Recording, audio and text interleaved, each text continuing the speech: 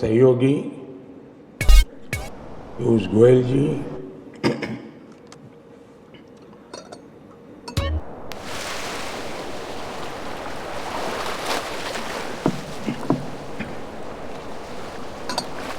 दर्शना त्रिदोष जी, विभिन्न देशों के एम्बेसडर्स, सीनियर डिप्लोमेट्स, सेंट्रल और स्टेट गवर्नमेंट्स के ऑफिसर्स, फैशन और टेक्सटाइल वर्ल्ड से जुड़े सभी साथी, युवा एंटरप्रेन्योर्स, स्टूडेंट्स, हमारे बुनकर और हमारे कारीगर साथी, देवी और सज्जनों, आप सभी का भारत मंडपम में हो रहे भारत टैक्स में अभिनंदन।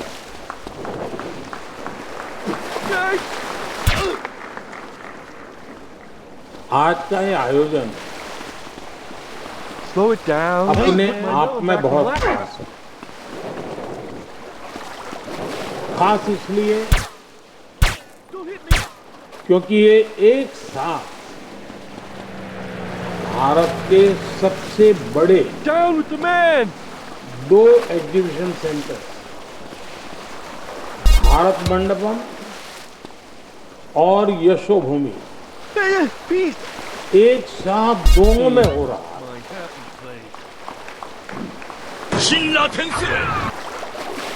आज 3000 से ज्यादा एग्जीबिटर्स, 100 देशों के करीब 3000 खरीदार, 40,000 से ट्रेड विजिटर एक साथ इस आयोजन से जुड़े हैं। ये आयोजन टेक्सटाइल इकोसिस्टम के सभी साथियों और पूरी दिल्ली चेन के लिए उन लोगों को एक साथ मिलने का प्लेटफॉर्म दे रहा है। साथियों, आज का ये आयोजन सिर्फ एक टेक्सटाइल एक्सपो भर नहीं, इस आयोजन के एक सूत्र से कई चीजें जुड़ी हुई हैं। भारत टैक्स का ये सूत्र भारत के गौरवशाली इतिहास को आज की प्रतिभा से जोड़ रहा है। भारत टैक्स का ये सूत्र टेक्नोलॉजी को ट्रेडिशन के संग पिरो रहा है। भारत टैक्स का ये सूत्र स्टाइल, सस्टेनेबिलिटी, स्केल और स्किल के साथ इन सबको एक साथ लाने का सूत्र है।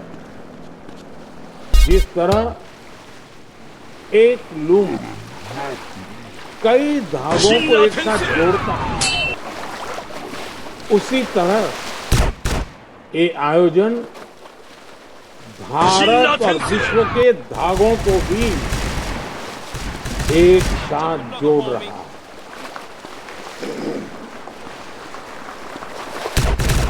और मैं अपने सामने देख रहा हूं ये स्थान भारत के विचारों की विविधता और एक सूत्र में जोड़ने वाली सांस्कृतिक एकता का भी स्थल बन गया। कश्मीर की कानी शॉल, उत्तर प्रदेश की चिकनकारी, जरदोजी, बनारस सिल्क, गुजरात का पटोला और कच्छ की कढ़ाई, तमिलनाडु का कांजीवरम, ओडिशा की संबलपुरी और महाराष्ट्र की पैठनी, ऐसी अनेक परंपराएं अपने आप में बहुत अनूठी है। मैंने अभी भारत की पूरी वस्त यात्रा को दर्शाती एग्जीबिशन को देखा। ये एग्जीबिशन दिखाती है कि भारत के टेक्सटाइल सेक्टर का इतिहास कितना गौरवशाली रहा, उसका सामर्थ्य कितना ज्यादा रहा। साथियों, आज यहां टेक्सटाइल वैल्यू चेन के अलग अलग सेगमेंट से जुड़े स्टेक होल्डर्स मौजूद हैं। आप भारत के टेक्सटाइल सेक्टर को भी समझते हैं, हमारी एस्पिरेशंस और चैलेंजेस से भी परिचित हैं। यहाँ बड़ी संख्या में हमारे बुनकर साथी हैं, कारीगर साथी हैं, जो जमीनी स्तर पर इस वैल्यू चेन से जुड़े। कई साथियों का तो इसमें अनेक पीढ़ियों का अनुभव है। आप जानते हैं कि भारत ने आने वाले 25 साल में विकसित राष्ट्र का संकल्प लिया है। विकसित भारत के 4 प्रमुख स्तंभ हैं: गरीब, युवा, किसान और महिला। और भारत का टेक्सटाइल सेक्टर इन चारों यानी गरीब, युवा, किसान और महिलाएं सभी से जुड़ा हुआ। इसलिए भारत टैक्स ऐसे इस आयोजन का महत्व बहुत बढ़ जाता है। साथियों, विकसित भारत के निर्माण में टेक्सटाइल सेक्टर का योगदान और बढ़ाने के लिए हम बहुत विस्तृत दायरे में काम कर रहे हैं। हम ट्रेडिशन, टेक्नोलॉजी, टैलेंट और ट्रेनिंग पर फोकस कर रहे हैं। हमारी जो पारंपरिक विधाएं हैं, इनको आज के फैशन की डिमांड के हिसाब से कैसे अपडेट किया जाए, डिजाइन को कैसे नयापन दिया जाए, इस पर बल दिया जा रहा है। हम टेक्सटाइल वैल्यू चेन के सभी एलिमेंट्स को 5S के सूत्र से एक दूसरे से जोड़ रहे हैं। और मुझे लगता है शायद जब तक आपका ये कार्यक्रम चलेगा 50 लोग होंगे जो आपको बार बार 5S सुनाते रहेंगे। इसलिए भी आपको कंठस्थ हो जाएगा। और वहां जाएंगे एग्जीबिशन में तो वहां भी बार बार 5S आपके सामने आएगा। ये 5S की यात्रा फार्म, फाइबर, फैक्ट्री, फैशन और फॉरेन, एक प्रकार से पूरा दृश्य हमारे सामने। 5S के इसी सिद्धांत को ध्यान में रखते हुए हम किसान, बुनकरों, MSME, एक्सपोर्ट सभी को प्रोत्साहित कर रहे हैं। MSME को आगे बढ़ाने के लिए हमने कई अहम कदम उठाए। हमने इन्वेस्टमेंट और टर्नओवर के लिहाज से MSME की परिभाषा में भी संशोधन किया। इससे उद्योगों का स्केल और साइज बड़ा होने के बाद भी उन्हें सरकार की योजनाओं का लाभ मिल सके। हमने कारीगरों और बाजार के बीच की दूरी कम की है। देश में डायरेक्ट सेल्स, एग्जीबिशन और ऑनलाइन प्लेटफॉर्म जैसी सुविधाएं बढ़ाई गई। साथियों, आने वाले समय में देश के अलग अलग राज्यों में 7 PM मित्र पार्क बनाए जा रहे हैं। ये योजना आप जैसे साथियों के लिए कितने बड़े अवसर लेके आने वाली है, इसकी कल्पना कर सकते हैं। कोशिश यही है कि वैल्यू चेन से जुड़ा पूरा इकोसिस्टम एक ही जगह पर तैयार हो, जहां एक मॉडर्न, इंटीग्रेटेड और वर्ल्ड क्लास इंफ्रास्ट्रक्चर को प्लग एंड प्ले फैसिलिटीज के साथ आपको उपलब्ध कराया जाए। इससे न सिर्फ स्केल ऑफ ऑपरेशन बढ़ेंगे, बल्कि लॉजिस्टिक उसका कॉस्ट भी कम हो जाएगा। What you want from me? साथियों, आप जानते हैं कि टेक्सटाइल और एपरल सेक्टर देश में बड़ी संख्या में रोजगार देता है। इसमें फार्म से लेकर एमएसएमई और एक्सपोर्ट तक अनेक रोजगार बनते हैं। इस पूरे सेक्टर में रूरल इकोनॉमी से जुड़े लोगों और महिलाओं की भी बड़ी भागीदारी होती है। परिधान बनाने वाले हर 10 साथियों में से 7 महिलाएं हैं और हैंडलूम में तो इससे भी ज्यादा है।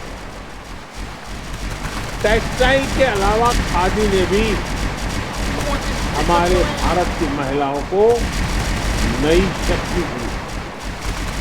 मैं ये कह सकता हूं कि बीते 10 वर्षों में हमने जो भी प्रयास किए उसने खादी को विकास और रोजगार दोनों का साधन बनाया। यानी खादी गांवों में लाखों रोजगार बना रही है। बीते 10 वर्षों में सरकार ने गरीब कल्याण की जो योजनाएं बनाई है, बीते 10 वर्षों में देश में जो इंफ्रास्ट्रक्चर डेवलपमेंट हुए है, इससे हमारे टेक्सटाइल सेक्टर को काफी लाभ मिला। साथियों, आज भारत दुनिया में कॉटन, जूट और सिल्क के बड़े उत्पादों में से एक बना है। लाखों किसान इस काम में जुटे। सरकार आज लाखों कॉटन किसानों को सपोर्ट कर रही है। उनसे लाखों क्विंटल कॉटन खरीद रही है। सरकार ने जो कस्तूरी कॉटन लॉन्च किया है, वो भारत की अपनी पहचान बनाने की ओर एक बड़ा कदम होने वाला है। हम आज जूट किसानों और जूट श्रमिकों के लिए भी काम कर रहे हैं। हम सिल्क सेक्टर के लिए भी लगातार नए इनिशिएटिव ले रहे हैं। 4A ग्रेड सिल्क के उत्पादन में हम आत्मनिर्भर कैसे हो, इसके लिए प्रयास चल रहा है। परंपरा के साथ साथ हम ऐसे सेक्टर्स को भी प्रमोट कर रहे हैं जिसमें भारत को अभी बहुत कुछ हासिल करना बाकी है। जैसे टेक्निकल टेक्सटाइल के क्षेत्र में हम तेजी से आगे बढ़ रहे हैं। आप जानते हैं कि टेक्निकल टेक्सटाइल सेगमेंट का पोटेंशियल कितना अधिक है। इसलिए अपनी कैपेसिटी बढ़ाने के लिए हमने नेशनल टेक्निकल टेक्सटाइल मिशन को लॉन्च किया। हम चाहते हैं कि इसके लिए मशीनरी और उपकरण का विकास भी भारत में हो। इसके लिए जरूरी गाइडलाइंस भी जारी की गई। टेक्निकल टेक्सटाइल में स्टार्टअप के लिए बहुत स्कोप है। इसके लिए भी गाइडलाइन बनाई गई। साथियों, आज की दुनिया में जहां एक तरफ टेक्नोलॉजी और मैकेनाइजेशन है, तो दूसरी तरफ यूनिकनेस और ऑथेंटिसिटी की डिमांड भी है। और दोनों के साथ रहने के लिए पर्याप्त जगह भी। जब भी हैंडमेड डिजाइन और टेक्सटाइल की बात आती है, अनेकों बार हमारे कलाकारों का बनाया कुछ न कुछ दूसरों से कुछ अलग दिखता है। आज जब सारी दुनिया में लोग एक दूसरे से अलग दिखना चाहते हैं, तो ऐसी कला की डिमांड भी और बढ़ जाती है। इसलिए आज भारत में हम स्केल के साथ ही इस सेक्टर में स्किल पर भी बहुत जोर दे रहे हैं। देश में national institute of fashion technology यानी निफ्ट का नेटवर्क 19 संस्थानों तक पहुंच चुका है। इन संस्थानों से आसपास के बुनकरों और कारीगरों को भी जोड़ा जा रहा है। उनके लिए समय समय पर विशेष प्रोग्राम रखे जा रहे हैं ताकि उन्हें नए ट्रेंड, नई टेक्नोलॉजी की जानकारी मिल सके। स्किल डेवलपमेंट और कैपेसिटी बिल्डिंग के लिए हम समर्थ योजना चला रहे हैं। इसके तहत 2.5 लाख से अधिक व्यक्तियों को ट्रेनिंग दी जा चुकी है। इनमें से अधिकतर महिलाएं हैं और इनमें से 2.25 लाख से ज्यादा साथी इंडस्ट्री में प्लेस भी हो चुके हैं। साथियों, बीते दशक में हमने एक और नया आयाम जोड़ा है। ये आयाम है वोकल फॉर लोकल। आज पूरे देश में वोकल फॉर लोकल और लोकल टू ग्लोबल का जन आंदोलन चल रहा है।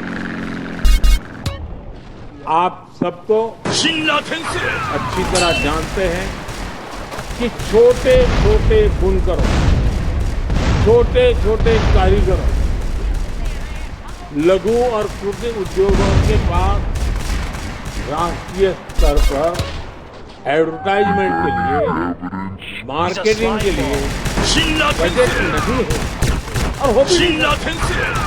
इसलिए इनका प्रचारक आप करें या न करें, मोदी कर रहा है।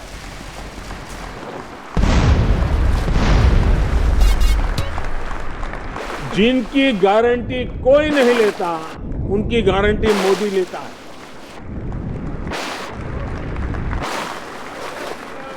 हमारे इन साथियों के लिए भी सरकार देश भर में एग्जीबिशन से जुड़ी व्यवस्थाएं बना रही है।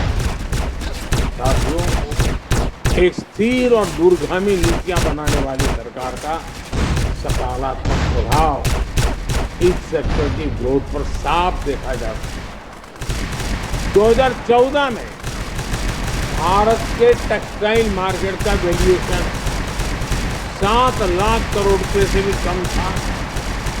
आज ये 12 लाख करोड़ रुपए को भी पार कर गया है। पिछले 10 साल में Bharat yarn production, fabric production और एप्रिल प्रोडक्शन तीनों में ही 25% की बढ़ोतरी हुई है। सरकार का जोर इस सेक्टर में क्वालिटी कंट्रोल पर भी है। 2014 के बाद से ऐसो 380 के करीब BIS स्टैंडर्ड्स बनाए गए हैं जो टेक्सटाइल सेक्टर की गुणवत्ता को सुधारने में मदद करें। सरकार के ऐसे प्रयासों की वजह से ही इस सेक्टर में विदेशी निवेश भी लगातार बढ़ रहा है। 2014 के पहले के 10 वर्ष में जितना FDI आया है उससे लगभग 2 गुना FDI इस सेक्टर में हमारी सरकार के 10 साल में आया। साथियों, भारत के टेक्सटाइल सेक्टर की हमने देखा है और इससे मुझे बहुत अपेक्षा है। आप सभी क्या कुछ कर सकते हैं, ये हमने कोविड के दौरान अनुभव किया। जब देश और दुनिया PPE किट्स और मास्क की भारी कमी से जूझ रही थी, तो भारत का टेक्सटाइल सेक्टर आ गया है। सरकार और टेक्सटाइल सेक्टर ने मिलकर पूरी सप्लाई चेन को एकजुट कर दिया। रिकॉर्ड समय में देश ही नहीं बल्कि दुनिया तक पर्याप्त मास्क और किट पहुंचाए। मुझे विश्वास है कि हम भारत को ग्लोबल एक्सपोर्ट हब बनाने का लक्ष्य जल्द से जल्द हासिल कर सकते हैं। आपको जो भी सहयोग चाहिए, सरकार आपकी पूरी मदद करेगी। इसमें तो ताली बजनी चाहिए ना भाई।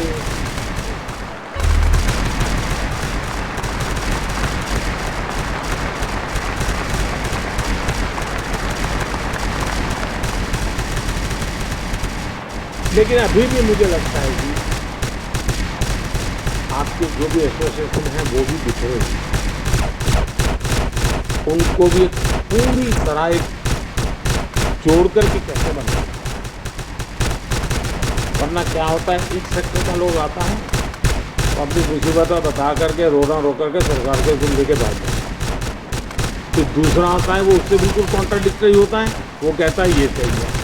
तो इतने कॉन्फ्लिक्ट वाली चीजें आप लोगों की तरफ से आती है, तो एक को मदद करती है तो दूसरे को घाटे में डाल देती है।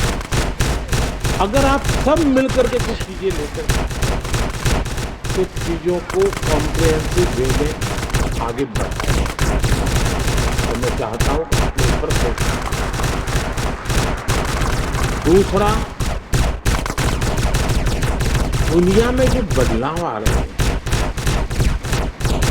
हम उन बदलावों में सदियों से आगे हैं। जैसे पूरा विश्व holistic health care, holistic lifestyle, तो खाने में भी बैक टू बेसिक पर जा रहा है, वो रहन सहन में बैक टू बेसिक पर जा रहा है, और इसलिए वो कपड़ों में भी बैक टू बेसिक पे जा रहा है। वो 50 बार सोचता है कि मैं जो कपड़े पहनूंगा उस पर किस केमिकल वाला कलर है, वो टेंशन दे देता है। वो चाहता है क्या नेचुरल कलर का बना हुआ कपड़ा मिल सकता है। तो उसको लगता है नेचुरल कलर में बनाया गया कपास और उसमें से बना हुआ धागा कोई भी प्रकार का कलर न लगाए हुए मुझे मिल सकता है। यानी दुनिया बहुत अलग मार्केट है, अलग मांग है। हम क्या करते हैं कि भारत स्वयं में इतना बड़ा मार्केट है, भले ही लोग कपड़ों की साइज छोटी मोटी करते रहते हो, लेकिन फिर भी मार्केट तो बड़ा है ही है। 2-3 इंच कम हो जाएगा।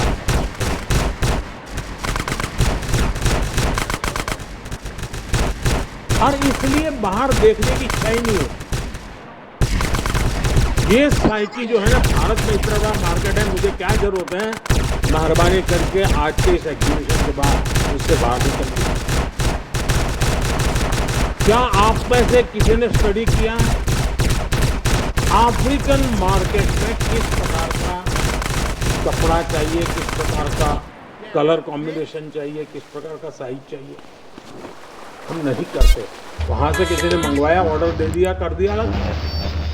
I love to see that. A more fabulous timetable. Africa के लोगों को जो कपड़े पहनते हैं तो थोड़ी चौड़ाई कपड़े की ज़्यादा चाहिए। हमारे यहाँ जो चौड़ाई होती है वो हमारे लोगों के साइज पे होती है।